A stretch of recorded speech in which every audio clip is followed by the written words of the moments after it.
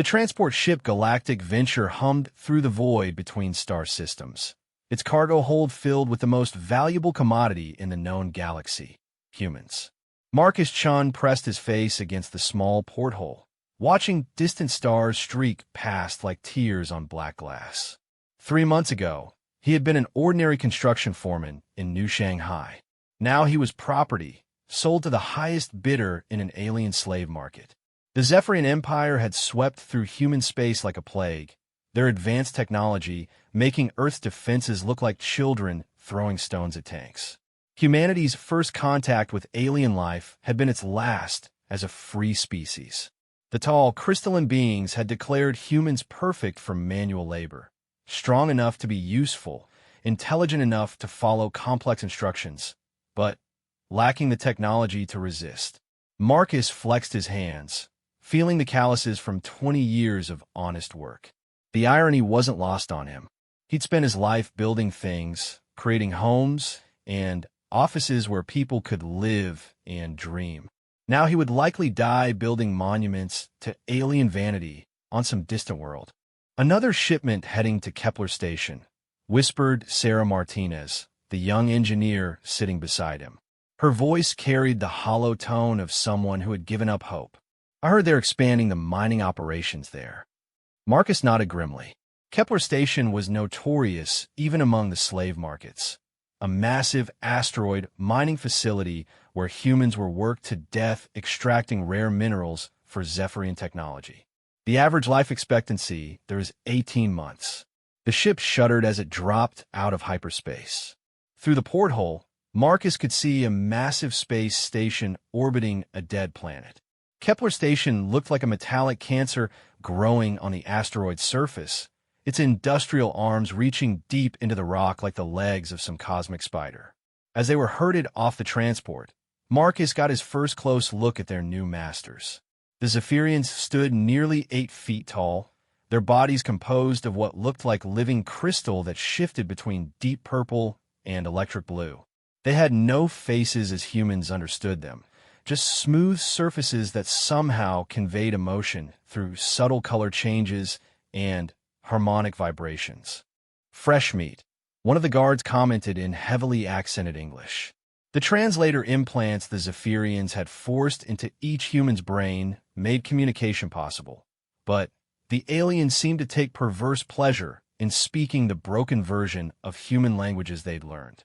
Marcus was assigned to Deep Section 7, one of the most dangerous areas of the mining operation. The tunnels here stretched kilometers into the asteroid's core, where pockets of volatile gas could explode without warning, and cave-ins were common. His supervisor was a Zephyrian named Corvex, whose crystal body pulsed with angry red veins whenever he was displeased, which was often. "You will extract 20 tons of Zirian ore per day," Corvex announced to the new arrivals. Failure to meet quota results in reduced rations. Repeated failures result in termination. The human workers exchanged glances. Everyone knew what termination meant. The Zephyrians didn't waste resources on executions. They simply stopped providing food and water. Marcus's first week was a nightmare of backbreaking labor and constant fear. The mining equipment was designed for Zephyrian physiology, making every task awkward and exhausting for human hands. The air recyclers barely functioned in the deep tunnels, leaving workers gasping in the thin atmosphere. Sleep was fitful, interrupted by the constant vibration of machinery and the occasional scream from someone who had pushed their luck too far with unstable rock formations. But Marcus noticed things that others missed. His years in construction had taught him to read structural weaknesses, to understand how buildings and tunnels could be made to fall in very specific ways. He began to catalog the station's vulnerabilities, the support beams that bore too much weight, the power conduits that ran through critical areas, the emergency systems that could be turned into weapons with the right knowledge. More importantly, he began to listen to the guards' conversations. The Zephyrians assumed their slaves were too broken and ignorant to understand the strategic discussions they had in front of them. They were wrong. Marcus learned that Kepler Station was more than just a mining facility. It was a testing ground for new slave control methods, a place where the Zephyrians experimented with different techniques for breaking human spirit and maximizing productivity. The data collected here was being used to optimize slave operations across their empire. He also learned something that made his blood run cold.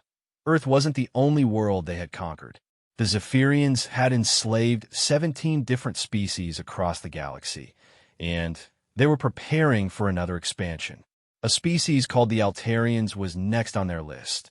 Peaceful traders who had the misfortune of possessing valuable mineral rights. The knowledge ate at Marcus like acid. Every night, lying on his thin bedroll in the cramped dormitory, he stared at the ceiling and planned. Not escape. That was impossible from a station in deep space. Something bigger. Something that would hurt the Zephyrians in a way they couldn't ignore. The opportunity came during his 6th week on the station. A massive equipment failure in Section 3 had killed 30 human workers when a tunnel collapsed. The Zephyrians, rather than investigating the safety systems, simply ordered the remaining humans to work longer shifts to make up for the lost productivity. That night, Marcus approached a small group of workers he had identified as potential allies. There was Chun Wu, a former demolitions expert from the Beijing subway project. Maria Santos, who had been a computer programmer before the invasion. David Kim, an ex-military engineer who still carried himself like a soldier despite months of captivity. "We're going to die here anyway," Marcus said quietly, glancing around to make sure they weren't being monitored. "The question is whether we die for nothing or whether we make it count." Chun Wu raised an eyebrow. "What are you suggesting?" "I'm suggesting we remind the galaxy that humanity doesn't go quietly into the night." Over the following weeks, Marcus carefully recruited more workers into his growing resistance cell. They were all people with nothing left to lose. Parents whose children had been sold to other facilities, spouses who had watched their partners die from exhaustion and abuse, professionals who had seen their life's work reduced to slave labor. The plan was elegant in its simplicity. Marcus had identified that the station's main power core was located directly beneath the administrative section where the Zephyrian overseers lived and worked. The Zirian, or they were mining, was highly volatile when exposed to certain electromagnetic frequencies that could be generated by overloading the station's own power grid. Maria Santos, working in the data processing center, began subtly altering the mining reports to hide the fact that their team was stockpiling Zirian in specific locations throughout the station. Chun Wu used his knowledge of explosives to identify which support structures were critical to the station's integrity. David Kim mapped out the patrol routes and shift changes of the Zephyrian guards. But Marcus's most valuable asset turned out to be something unexpected: his own anger. Unlike the other humans, who had been broken down by months of abuse, Marcus's rage had been refined and focused. Every insult, every casual cruelty, every death of a fellow human added to a fire that burned cold and controlled in his chest. The Zephyrians had made a critical error in their assessment of human psychology. They assumed that suffering would break their slave's spirit. Instead, for some humans like Marcus, it forged something harder and more dangerous than they had ever encountered. The night of the uprising, Marcus stood in Deep Section 7 and looked around at his team. 43 humans, all volunteers, all knowing they probably wouldn't survive the next few hours. They had families back on Earth, dreams that would never be fulfilled, lives that had been stolen from them by alien greed. "Remember," Marcus said softly, "we're not just fighting for ourselves. Every Zephyrian ship that doesn't get built because this station is gone, every human who doesn't get enslaved because we slowed down their expansion, that's our victory." Chun Wu nodded, his hands steady on the detonator he had crafted from mining equipment. "The charges are in place. Once we blow the power core, we'll have maybe 10 minutes before the whole station comes apart." "More than enough time," Marcus replied. He had already identified the locations of the emergency communication arrays. The story of what happened here needed to reach the galaxy, needed to let both enslaved humans and free species know that resistance was possible. As the team moved into position, Marcus felt something he hadn't experienced since his capture. Purpose. For months he had been nothing but a unit of labor to be used up and discarded. Now, for the first time since the Zephyrians had taken him from Earth, he was Marcus Chun again, a man who built things, including the destruction of his enemies. The revolution began with a whisper of electricity through hidden wires and ended with the screaming of twisted metal as Kepler Station tore itself apart.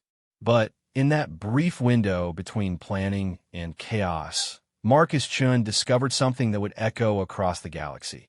Sometimes the most dangerous thing you can do to a human being is take everything they have left to lose. The last thing he saw before the explosions began was the look of absolute shock in Corvex's crystalline features as the supervisor realized that his broken slaves had somehow become something far more dangerous than he had ever imagined. The explosion tore through Kepler Station like the wrath of a dying god. Marcus felt the deck plates buckle beneath his feet as the power core overloaded, sending cascades of energy through every system on the station. Emergency lights flickered and died, plunging vast sections of the facility into darkness broken only by the orange glow of fires and the blue-white flash of electrical discharges.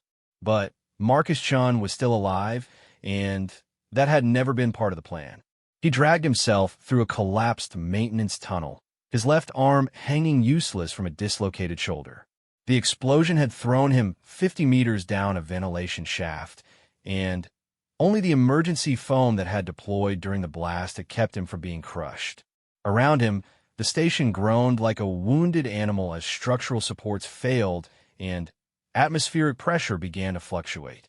Through the chaos, he could hear the harmonic screams of dying Zephyrians, a sound like crystal bells being shattered.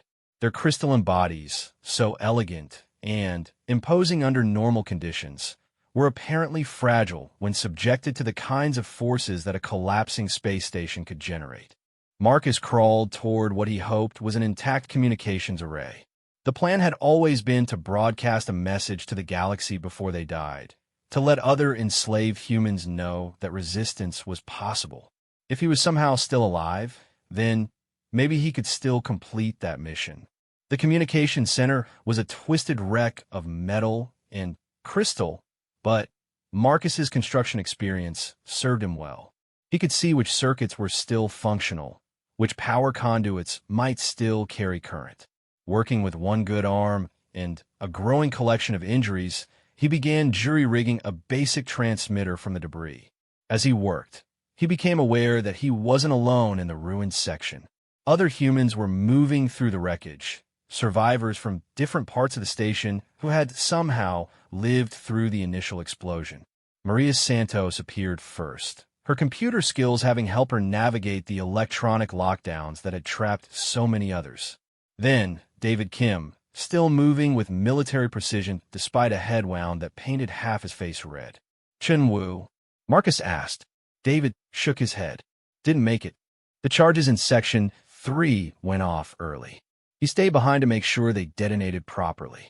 Marcus closed his eyes for a moment, remembering the demolitions expert's calm hands and steady voice. Another friend dead, another life sacrificed to the cause. The weight of leadership had never felt heavier. How many survivors? He asked. Maybe a dozen, Maria replied, connecting a data pad to his makeshift transmitter. But the station's life support is failing.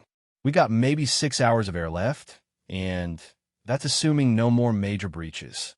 Then we make those 6 hours count. Working together, they managed to restore basic communications capability. The signal was weak and would only reach nearby systems, but it was enough. Marcus composed a message that was part battle cry, part warning, and part obituary for the brave humans who had died to make this moment possible. This is Marcus Chun, speaking from the ruins of Kepler Station. He began, his voice echoing through the damaged communications array. To any human who can hear this, we are not broken. We are not cattle. We are not property. The Zephyrian Empire believes they have conquered us, but today 43 humans prove that our spirit cannot be enslaved. He paused, looking around at the devastated station. Through a breach in the outer hull, he could see escape pods fleeing into space. Zephyrian survivors abandoning the facility they had once controlled absolutely. We destroyed this station not out of hatred, but out of hope. Hope that our sacrifice will inspire others. Hope that the galaxy will see that humanity will not quietly accept extinction. To our families on Earth, to humans enslaved on other worlds, remember that we lived free in our final moments, and we died as human beings, not as property. The message was broadcast on all frequencies, carried by communication relays to nearby systems. Marcus didn't know if anyone would hear it, but the act of sending it felt like reclaiming a piece of his humanity that the Zephyrians had tried to steal. What happened next, however, was something none of them had anticipated. The first response came from a ship that had been monitoring Zephyrian communications traffic. It was a vessel belonging to the Corvan Republic, one of the few galactic powers that had successfully resisted Zephyrian expansion. They had been tracking the station as part of their intelligence operations when the explosion occurred. Kepler Station, this is Captain Vex of the Corvan vessel Star's Edge. We received your transmission. Do you have survivors requiring evacuation?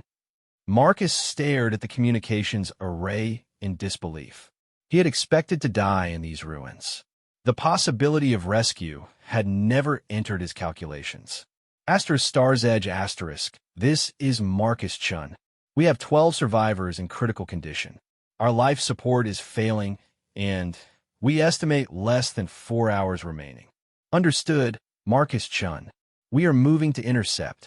Prepare for emergency docking in 2 hours. And Marcus? The galaxy heard your message. The next 2 hours were a blur of emergency repairs and desperate improvisation. The surviving humans worked to seal hull breaches and reroute power to critical systems, fighting to keep themselves alive long enough for rescue. Marcus found himself naturally taking charge, his construction background proving invaluable in maintaining structural integrity in a disaster zone. When the Corvan ship finally docked with the station's emergency port, Marcus got his first look at humanity's unexpected rescuers. The Corvans were reptilian beings shorter than humans, but powerfully built, with intelligent golden eyes and scales that shifted color based on their emotional state. Captain Vex's scales showed the blue-green pattern that indicated respect and admiration. Your species continues to surprise us, Marcus Chun, the captain said as his medical team tended to the injured humans. The Zephyrians have enslaved 17 worlds, but you are the first to strike back in such a dramatic fashion. We had nothing left to lose, Marcus replied. That made us dangerous. Indeed, the destruction of Kepler Station has sent shock waves through the Zephyrian Empire. They have never lost a major facility to slave rebellion. More importantly, your message has been picked up and rebroadcast by resistance cells across the galaxy. Captain Vex activated a holographic display showing communication intercept from across Zephyrian space. Human voices speaking in dozens of languages, all repeating variations of Marcus's words. The message of defiance was spreading like wildfire through the slave populations. The Zephyrians are mobilizing their military to prevent further uprisings, Vex continued. But the damage has been done. You have shown the galaxy that they are not invincible. Marcus felt a mixture of pride and sorrow. Pride that their sacrifice had meant something, sorrow for all the friends who hadn't lived to see this moment. But there was something else growing in his chest, a cold determination that went deeper than mere revenge. What happens to us now? He asked. Captain Vex's scales shifted to a pattern that indicated thoughtful consideration. That is your choice. The Corvan Republic offers asylum to all human refugees. You could live peaceful lives on our worlds far from Zephyrian reach. And the alternative? The alternative is war, Marcus Chun. The galactic community has been watching the Zephyrian expansion with growing concern, but we have lacked the will to act. Your rebellion has provided the catalyst we needed. Several species are now willing to form a coalition against the Empire. Marcus looked around at his surviving teammates. Maria Santos, her programmer's mind already analyzing the tactical implications. David Kim, his military training evident in the way he assessed the Corvin ship's capabilities. The others, all bearing the scars of their enslavement, but showing something new in their eyes, hope mixed with hunger for justice. What would our role be in this coalition? Marcus asked. You know the Zephyrians better than any free species, Vex replied. You understand their psychology, their weaknesses, their methods. More importantly, you represent something they never expected to face. Humans who refuse to be broken. Marcus thought about the friends who had died on the station, about the families still enslaved across Zephyrian space, about the 17 species already under alien domination. The choice was easier than he had expected. We'll fight, he said simply. Captain Vex Scales showed approval. The coalition will need time to organize, weapons to be manufactured, strategies to be developed. But when we move against the Zephyrians, we will remember what happened here. We will remember that 12 humans chose to stand when they could have knelt. As the Star's Edge pulled away from the ruins of Kepler Station, Marcus watched the wreckage recede into space. Somewhere in that twisted metal were the bodies of 31 brave humans who had given their lives for the chance at freedom. Their sacrifice had lit a fire that was already spreading across the galaxy. But Marcus Chun was no longer thinking about sacrifice. He was thinking about the skills he had learned in a lifetime of construction and how those same skills could be applied to a very different kind of building project. He was thinking about constructing the downfall of an empire.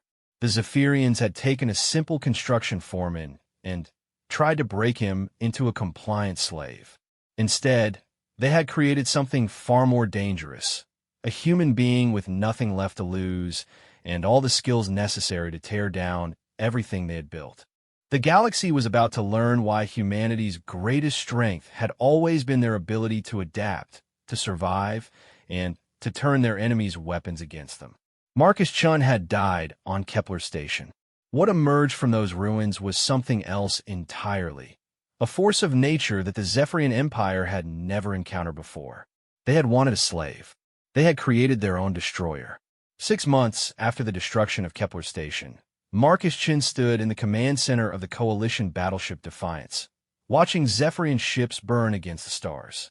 What had begun as a desperate act of rebellion had evolved into something the galaxy had never seen before, a systematic campaign of liberation that struck at the heart of an empire that had thought itself untouchable. The coalition of free worlds now included 7 species, with humanity serving as both the inspiration and the cutting edge of their military operations. But Marcus had discovered that his role in this war would be far more personal and far more terrible than he had ever imagined. Target acquired, announced Kira Volkov, the former Russian naval officer who now served as his tactical coordinator.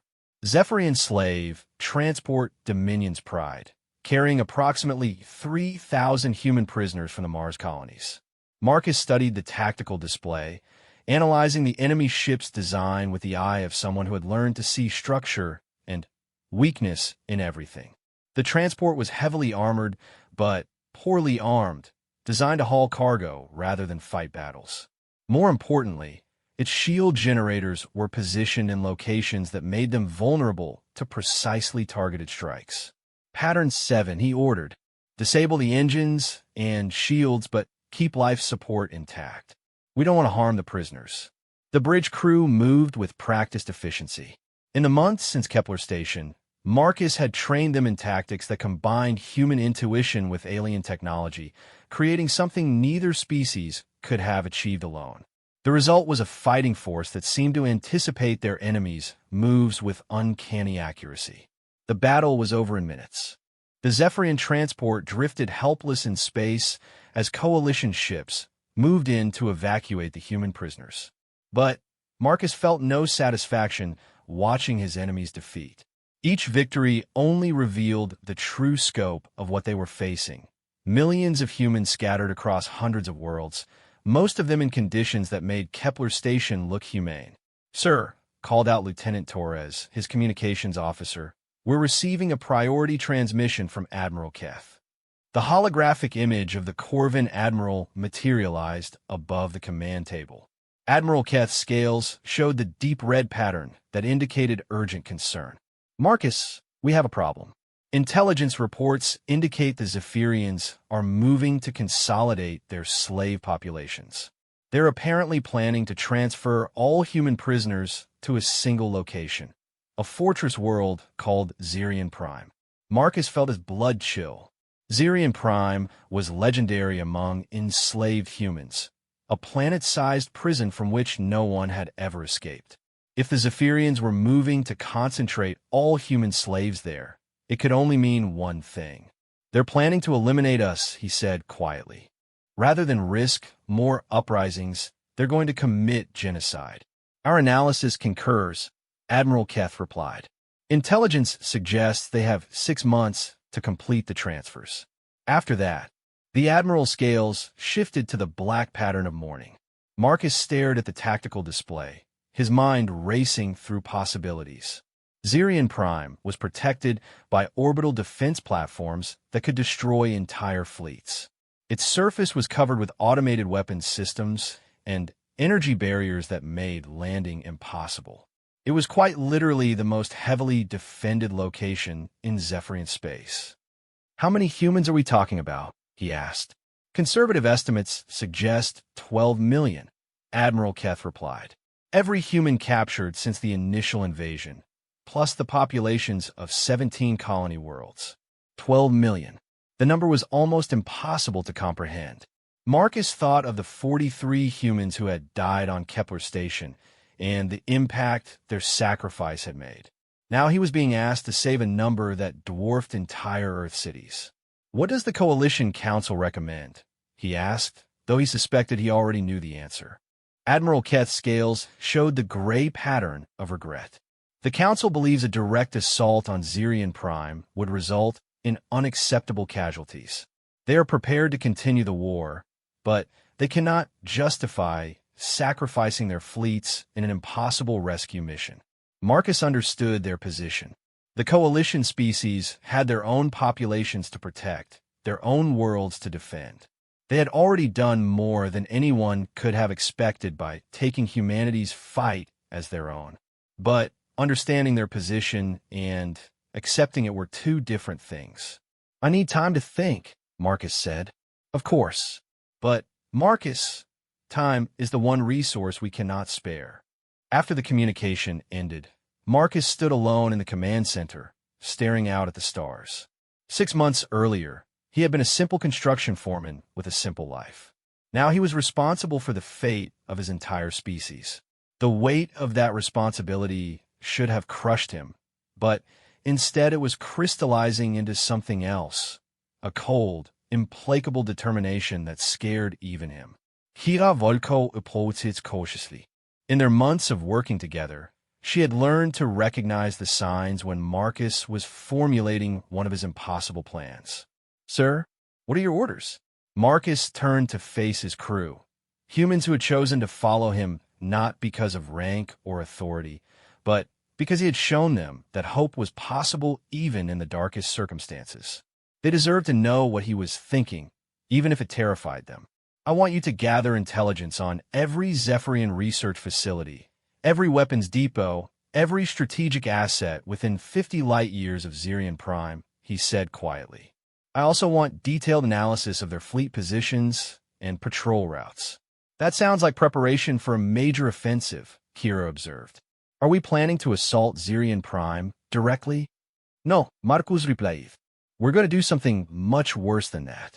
We're going to make them wish they had never heard of humanity. Over the following weeks, Marcus began implementing a strategy that was part military campaign and part psychological warfare. Rather than attempting a direct assault on the fortress world, he began systematically destroying every Zephyrian asset in the surrounding systems. Research stations vanished in precisely coordinated explosions. Supply convoys were ambushed with tactics that seemed to predict their routes before they were even planned.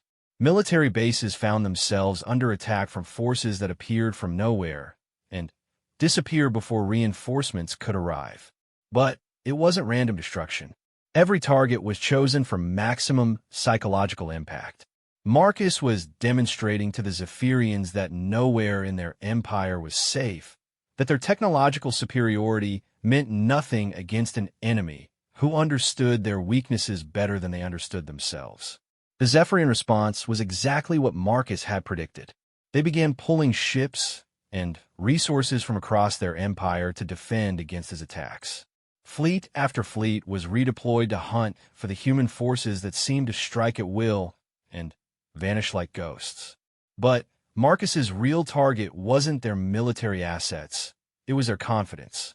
For the first time in their expansion across the galaxy, the Zephyrians were experiencing fear.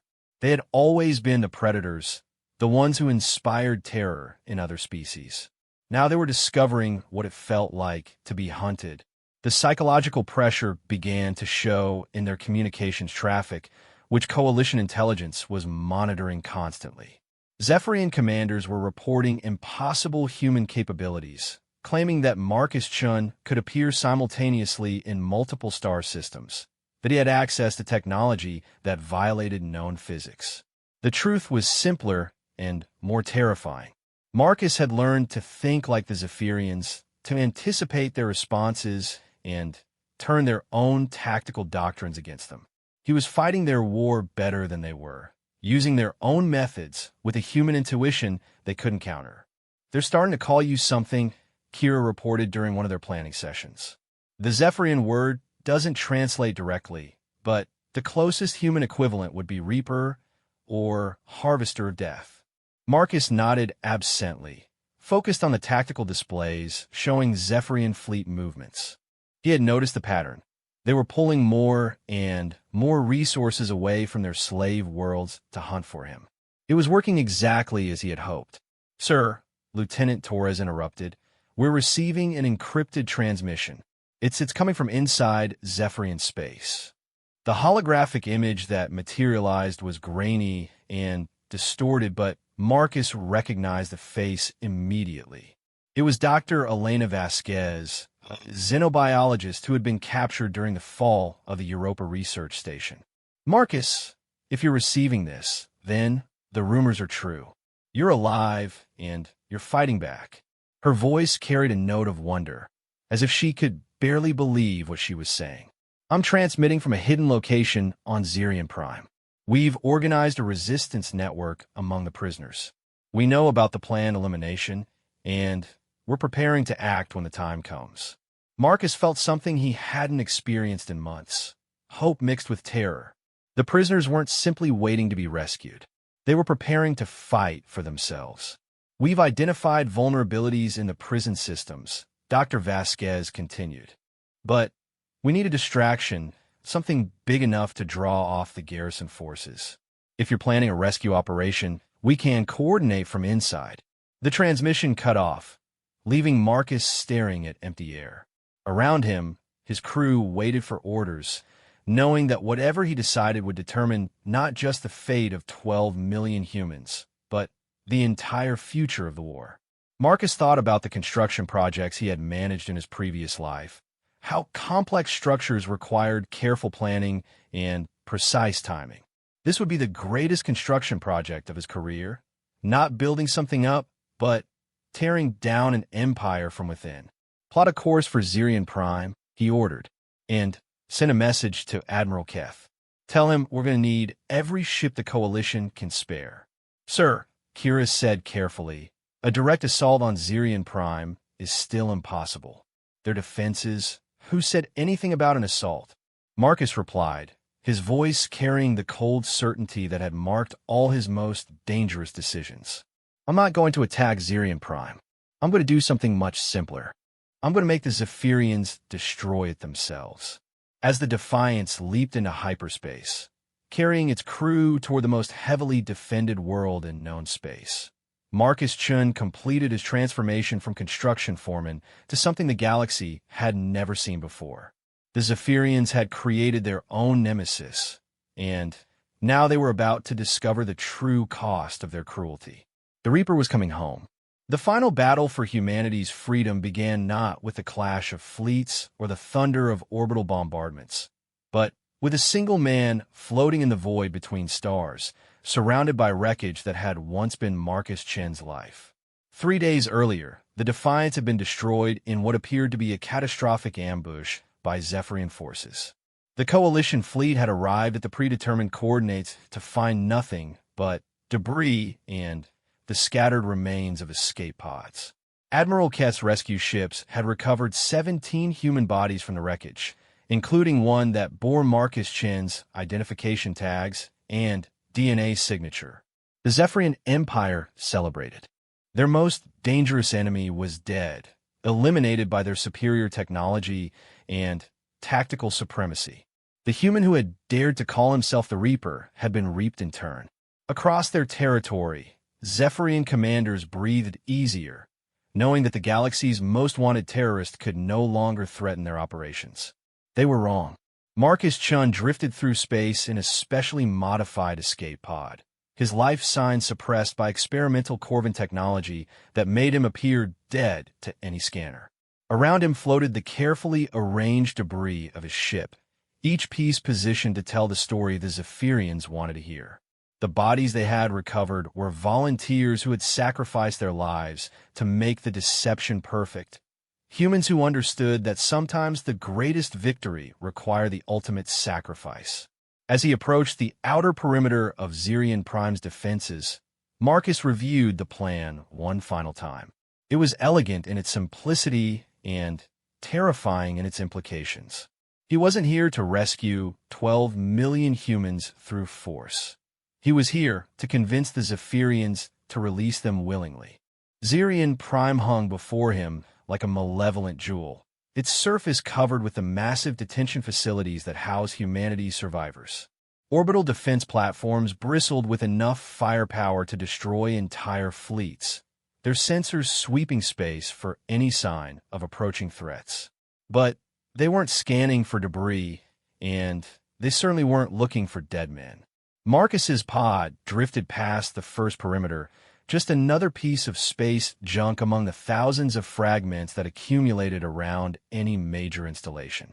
His years of construction work had taught him that the best way to infiltrate a secure site wasn't to break through the defenses. It was to become invisible to them. The breakthrough came when his pod was captured by one of the automated salvage drones that collected valuable debris from the defense perimeter. As planned, the drone's cursory scan identified his pod as containing Zephyrian technology worth recycling. Within hours, he was being transported directly into the heart of their most secure facility. Marcus activated his pod's emergency release just before it reached the recycling center, slipping out into the maintenance tunnels that honeycombed the orbital station. Here, his construction background proved invaluable once again. Industrial facilities were the same everywhere. They required access tunnels, power conduits, and maintenance shafts that could take you anywhere if you knew how to read the blueprints. His first objective was the communication center.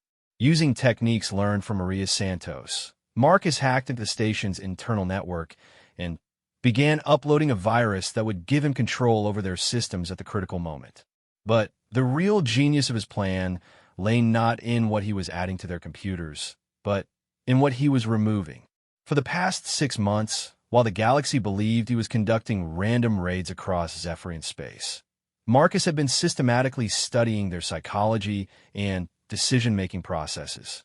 He had identified a critical flaw in their command structure, their absolute reliance on technological supremacy, and their inability to adapt when that technology was turned against them. The Zephyrians had spent centuries conquering other species through superior firepower and tactical precision.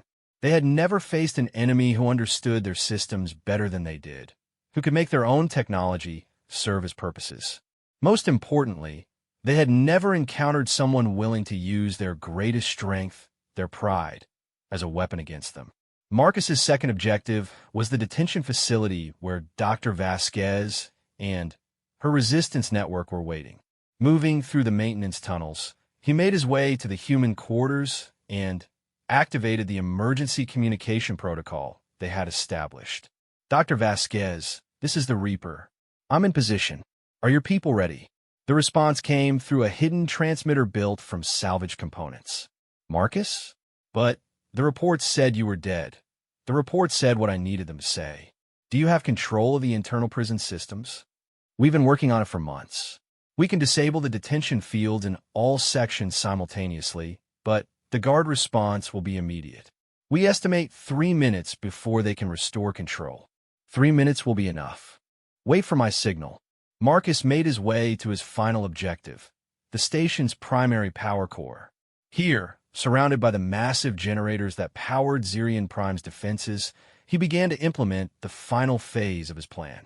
Using knowledge gained from the destruction of Kepler Station, he began connecting additional power conduits to specific subsystems throughout the facility.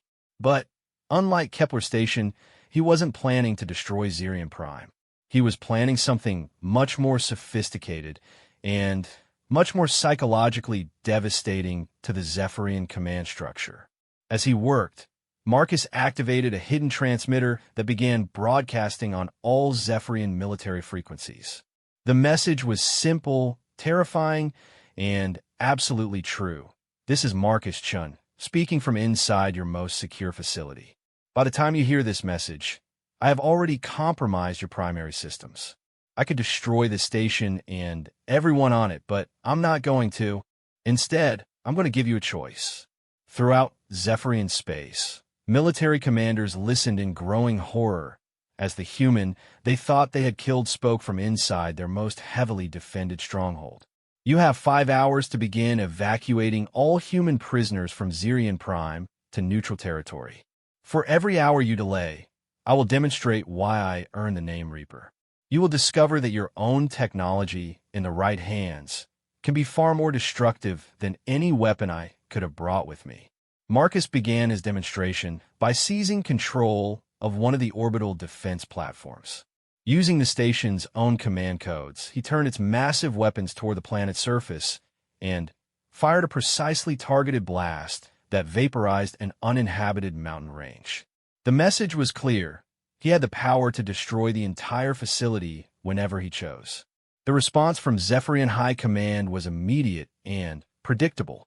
Rather than negotiating, they ordered an assault on the station to eliminate the terrorist who had somehow infiltrated their defenses. It was exactly what Marcus had been counting on.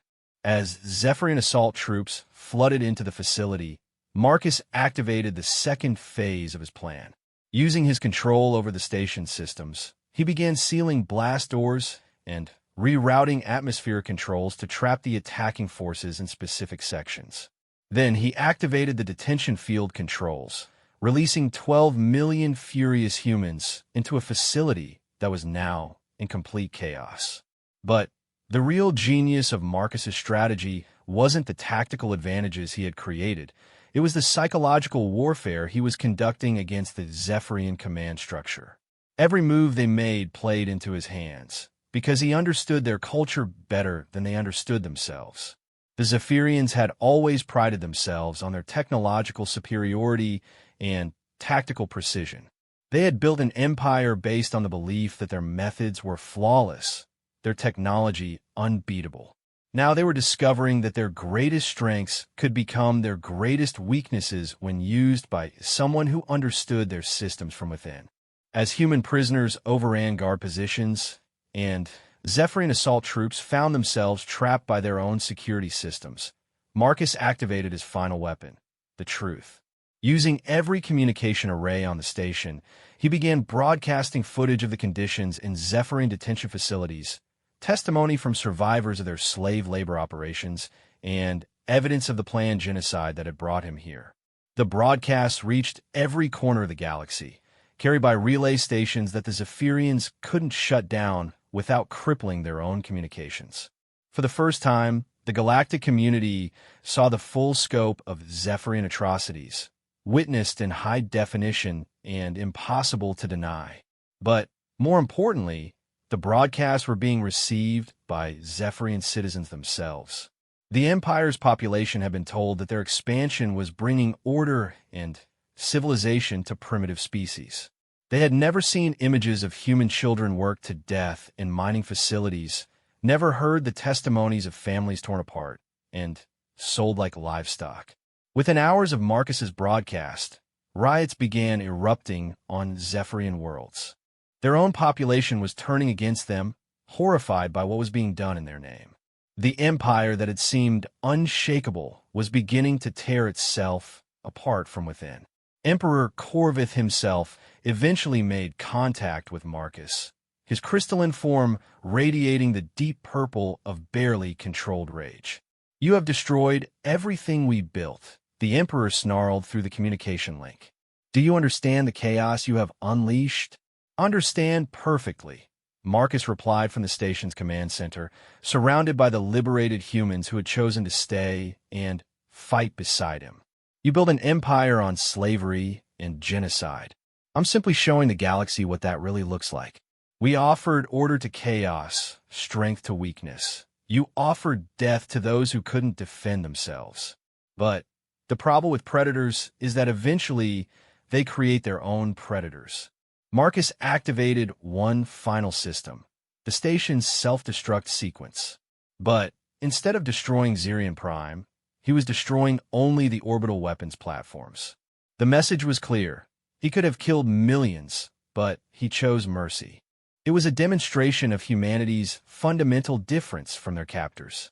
"You have 6 hours to complete the evacuation," Marcus continued.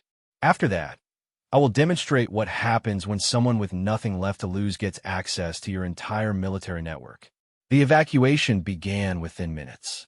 Faced with the complete breakdown of their security, riots among their own population, and an enemy who seemed to anticipate their every move, the Zephyrian Empire chose survival over pride. Transport after transport lifted off from Zirian Prime, carrying human prisoners toward Coalition space and freedom. But Marcus wasn't finished. As the last transport cleared the planet's atmosphere, he activated the hidden virus he had planted in the station's computer core. The program spread through Zephyrian networks like wildfire, not destroying data, but instead broadcasting the locations and access codes for every slave facility in their empire. Across the galaxy, coalition forces and liberation movements received detailed intelligence on Zephyrian operations. Within days, coordinated strikes began freeing enslaved populations on hundreds of worlds. The Empire's slave labor system, built over centuries of conquest, collapsed in a matter of weeks. Standing in the abandoned command center of Zirian Prime, surrounded by the humans who had chosen to follow him into legend, Marcus Chin reflected on the journey that had brought him here.